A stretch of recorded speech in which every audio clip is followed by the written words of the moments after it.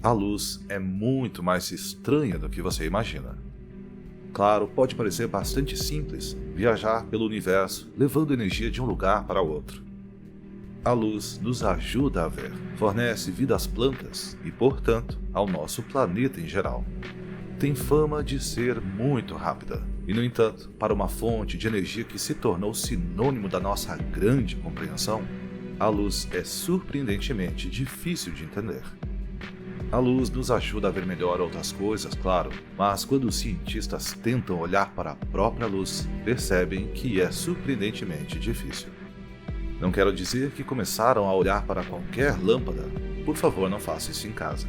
Mas experimentos nos últimos 200 anos ou mais provaram que o que a luz parece ser e o que a luz é de fato são na realidade duas coisas completamente diferentes. E por um simples motivo.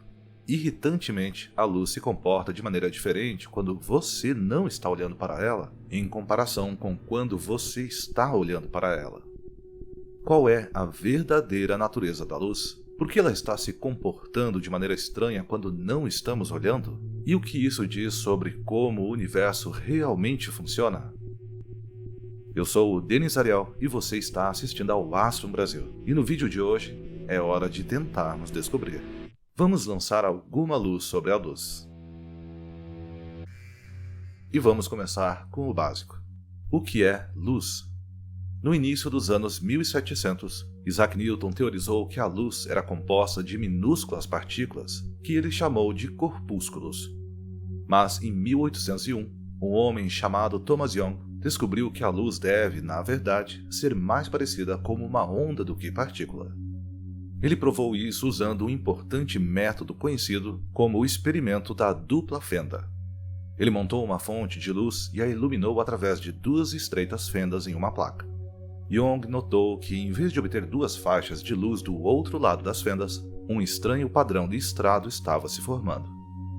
Isso era conhecido como um padrão de interferência e era uma prova incontestável de que a luz viajava como uma onda. Por quê? Vamos falar sobre ondas por um momento. Quando as ondas viajam, elas oscilam para cima e para baixo, mas quando duas ondas tentam oscilar no mesmo ponto no espaço, ao mesmo tempo, ocorre algo conhecido como interferência.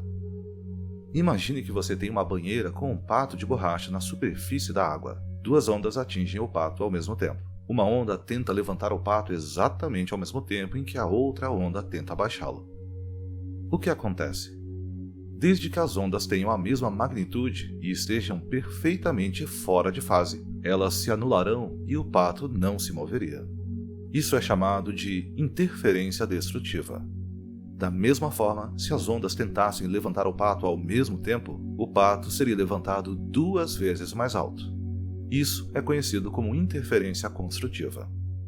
Como as ondas tendem a se expandir em um círculo, duas ondas próximas uma da outra começarão a interferir construtiva e destrutivamente uma na outra. Aqui estão duas ondas na água. Vê essas linhas? Esses trechos mais calmos são onde as ondas estão se anulando. Este é o efeito que vemos com a luz passando pelas duas fendas. À medida que a luz de uma fenda se propaga, ela cancela a outra onda de luz em determinados pontos, criando o padrão de interferência que Young observou na placa. Então, mistério resolvido. A luz era uma onda e não uma partícula, exceto que há mais neste experimento do que aparenta. Vamos avançar mais 100 anos até 1905. Cientistas dessa época ficaram intrigados com algo conhecido como o efeito fotoelétrico. Descobriu-se que quando você ilumina uma superfície de metal, partículas semelhantes a elétrons saem dela. Deduziu-se que isso acontecia porque os elétrons no metal estavam sendo eliminados pelo aumento da energia que a luz transmitia. Imagine-o como uma fruta em uma árvore. Se você arrancar a fruta da árvore, precisará usar uma certa quantidade de energia. Uma vez que a energia é maior do que a força da conexão da fruta com o galho, a fruta se solta. Isso estava acontecendo com a luz e os elétrons. Assim que a luz atingiu um elétron e deu a ele energia suficiente para ultrapassar o limiar, ele se soltou do metal. No entanto, o que surpreendeu os cientistas foi que, se você aumentasse a intensidade da luz, eles esperavam que os elétrons fossem afastados mais rapidamente. Se você puxasse a fruta da árvore com mais força, ela sairia mais rápido. Mais energia é igual a mais energia cinética de partida. No entanto, esse não parecia ser o caso. Em vez disso, aumentar a frequência da luz aumentou a velocidade dos elétrons que partiam. A intensidade da luz não afetou em nada a velocidade dos elétrons que partiam, mas afetou a quantidade de elétrons emitidos. Isso foi um pouco intrigante. Albert Einstein foi o homem que resolveu o quebra-cabeça. Ele deduziu que a luz deve estar viajando em pequenos pacotes de energia. Então, enviar mais deles, aumentando a frequência, era a única maneira de aumentar a energia que vai para os elétrons. Ele chamou esses pacotes de fótons e mais tarde ganhou um prêmio Nobel por seu trabalho.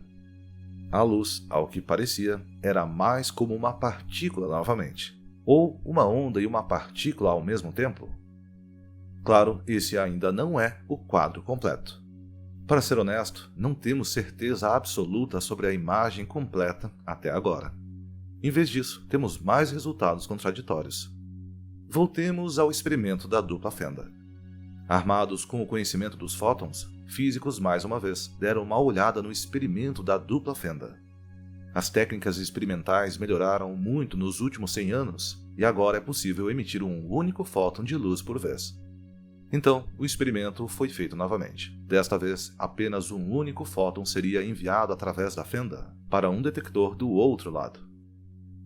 Feito isso, o detector registrava a chegada do fóton em apenas um ponto.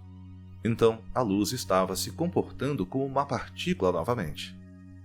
Mas então, por que ela interferiu em si mesma na versão anterior do experimento? Os cientistas tiveram uma ideia. Eles enviaram vários fótons, um de cada vez, e identificaram os resultados no detector. E foi aí que o resultado ficou muito estranho. Mais uma vez, o detector começou a ver os fótons chegando em pontos únicos, um de cada vez. Mas, surpreendentemente, os fótons que chegavam começavam a criar um padrão. Era o padrão de interferência. A prova de que a luz se comportou como uma onda. Mas, estranhamente, isso estava ocorrendo apenas quando um único fóton estava passando por vez. De alguma forma, o único fóton, que estava saindo do detector como uma partícula e chegando ao seu destino como uma partícula, estava aparentemente de alguma forma viajando pelas duas fendas ao mesmo tempo, o suficiente para então interferir consigo mesmo do outro lado, como uma onda. Se a luz fosse apenas uma partícula, quando ela passasse pelas fendas, você não veria esse padrão. Você veria apenas duas bolhas de luz, uma para as partículas que passaram por uma fenda e uma para as partículas que passaram pela outra. E, no entanto, aqui estava o padrão de interferência com suas múltiplas linhas de luz, refutando isso. Os cientistas tentaram fixar a luz.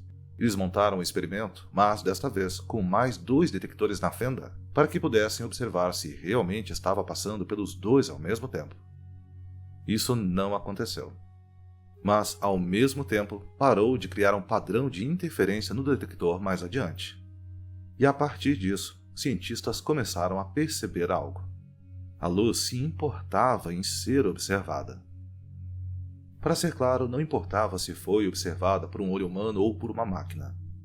No momento em que a luz teve algum tipo de interação por qualquer partícula, que é a única maneira de detectar a luz e não há outra maneira de observá-la, ela começou a se comportar de maneira diferente do que se não tivesse sido detectada. Era como se a luz entrasse em foco sempre que o universo perguntava onde exatamente ela estava, quando sem esse escrutínio parecia relaxar em algo um pouco mais nebuloso. Estranhamente, isso parecia implicar que a luz, na verdade, é mais como uma onda de probabilidade do que qualquer partícula ou onda. Sempre que era perguntado onde estava, fornecia uma resposta definitiva com confiança. Estava neste ponto do detector. Não estava em nenhum outro ponto. Mas, sem ninguém verificando, a luz parece estar viajando em todas as direções ao mesmo tempo, de acordo com certas probabilidades. Se você executar o experimento várias vezes, poderá quantificar essas probabilidades, descobrindo que é mais provável que esteja nas bandas do padrão de interferência e menos provável que esteja nas lacunas. Mas sempre que um único fóton de luz era perguntado, ele dava uma resposta 100% concreta. Isso é destacado por algo conhecido como paradoxo dos três polarizadores. Considere por um momento um óculos de sol polarizador. Obviamente, ele reduz a quantidade de luz que pode passar, geralmente em cerca de 50%, dependendo do tipo de lente e do comprimento de onda da luz. Ele funciona por ser formado por finas cadeias de moléculas que correm longitudinalmente ao longo da lente. Qualquer luz que oscile na mesma orientação desta lente é absorvida. Qualquer luz que seja perpendicular às correntes pode passar sem problemas. Algo interessante ocorre quando um único fóton passa em uma orientação diagonal à lente. Nesse caso, você não passa meio fóton. Aparentemente, você não pode simplesmente absorver a parte da oscilação que é paralela às linhas e deixar passar a parte que é perpendicular. Em vez disso, o fóton se encaixa em uma orientação ou outra. Ele é completamente absorvido ou passa inteiramente, mas agora com uma nova polarização perpendicular para corresponder ao que teria que ser para passar facilmente. Como sabemos que o fóton não tinha essa orientação o tempo todo? Por causa do que acontece quando você começa a adicionar mais lentes. Ao colocar uma segunda lente atrás da primeira, você pode bloquear totalmente a luz, desde que as duas polarizações sejam perpendiculares uma à outra. Digamos que giramos a segunda lente 90 graus em relação à primeira. Qualquer luz que passe pela primeira lente tem 0% de chance de passar pela segunda. Como resultado, vemos apenas preto. Mas adicione uma terceira lente e coloque-a em um ângulo de 45 graus entre as outras duas, e de forma bizarra, a luz começa a passar pelas 3 lentes novamente. Isso pode parecer contraintuitivo. Como adicionar mais bloqueios aumenta a quantidade de luz que passa? Mas esse resultado realmente exclui a possibilidade de que a luz tenha uma orientação fixa. Deve estar entrando em foco a cada nova lente, rolando um dado quântico a cada vez para ver se era a orientação correta o tempo todo ou não. Se passar pela primeira lente, uma chance de 50%, só a fez porque foi orientada perfeitamente perpendicular à polarização da lente. O que significa que, quando chega a segunda, vem de uma polarização que é diagonal. Então, mais uma vez, há uma chance de 50% de que ela passe. Ela rola seus dados quânticos novamente e, mais uma vez, tem uma chance de 50/50 de prosseguir. Se passar por esse obstáculo também, se ajustará novamente à nova orientação, como se fosse essa nova orientação o tempo todo, o que obviamente não era. O que significa que agora está polarizada diagonalmente em relação à terceira lente, ou seja, agora tem 50% de chance final de passar. É claro que alguns fótons não passam por todas essas 3 manoplas probabilísticas. Apenas cerca de 12,5% deles conseguem, mas isso é mais do que 0%, que era o que acontecia anteriormente quando você tinha apenas 2 lentes. A luz gosta de se comportar em quantidades discretas. É quântica. Aparentemente, se ajusta a um valor discreto quando observada.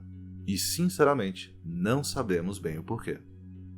Se você pensa em uma onda, não há razão para não ter simplesmente meia onda.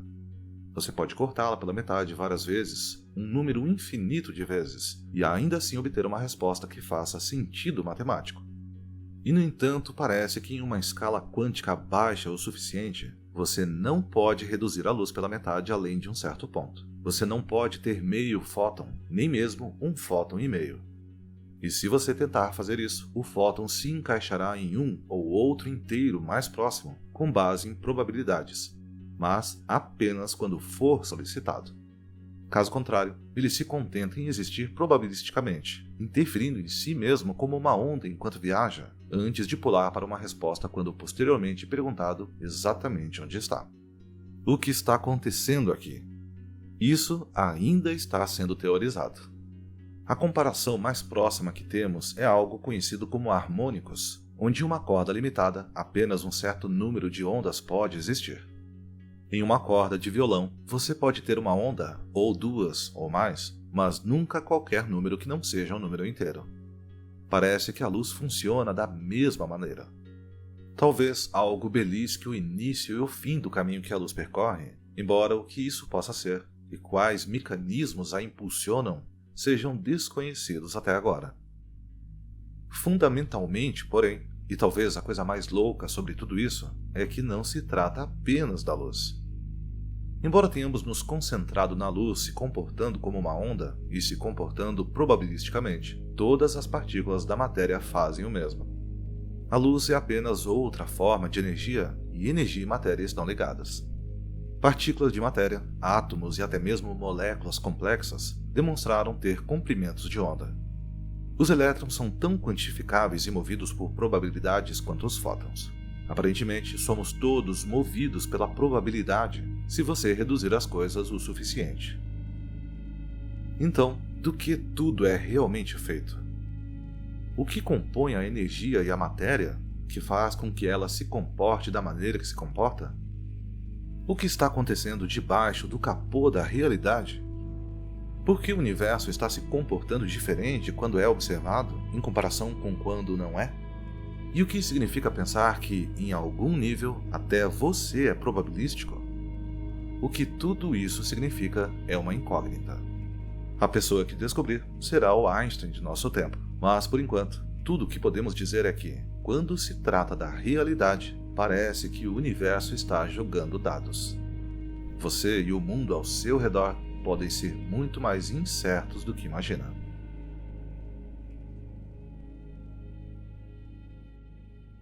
Você curte fotos do céu, ou fotografias em geral? E que tal você escolher a foto que eu farei e ainda ganhar um print assinado e exclusivo? Confira os posts na aba Comunidade aqui no YouTube e dê a sua sugestão de objeto para eu fotografar. A escolha com a maior quantidade de likes ganha o print exclusivo. Você gosta dos temas que abordamos aqui no Astro Brasil e deseja ajudar o projeto? Ou então quer ter acesso antecipado a todos os vídeos do canal, sem interrupções ou propagandas? Então conheça o Clube de Canais aqui no YouTube. Além de ajudar financeiramente o Astro Brasil, você também terá acesso a conteúdo exclusivo, como acesso antecipado aos vídeos semanais e lives exclusivas para membros e apoiadores. Um especial agradecimento aos nossos queridos membros e apoiadores que todo mês ajudam o canal a se manter. Muito obrigado e até o próximo vídeo.